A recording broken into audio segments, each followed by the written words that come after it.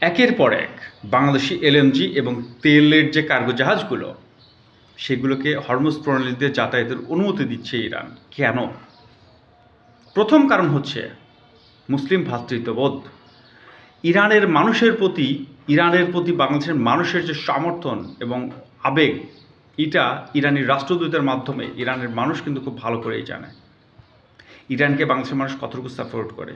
এইখানে ইরানি নিরাপত্তা বাহিনী বাংলাদেশের মানুষকে, বাংলাদেশের মুসলিমদেরকে কষ্ট দিতে চায়নি পবিত্র রমজান মাসে, যার ফলশ্রুতিতে তারা বাংলাদেশে এলএনজি এবং তেল বহনকারী যে সকল কার্গো জাহাজগুলো রয়েছে সেগুলোকে হরমুজ প্রণালী দিয়ে যাতায়াতের অনুমতি দিয়েছে। যদিও অনেক মুসলিম দেশের জাহাজই কিন্তু আটক করে রেখেছে, প্রায় 227টি জাহাজ এই মুহূর্তে হরমুজ প্রণালীর অভ্যন্তরে আটকা পড়ে রয়েছে। আমরা কৃতজ্ঞ ইরানের প্রতি, মানে ইরানের জনগণের প্রতি আমাদের যে সহমর্মিতা এবং সমর্থন সেটা অব্যাহত থাকবে।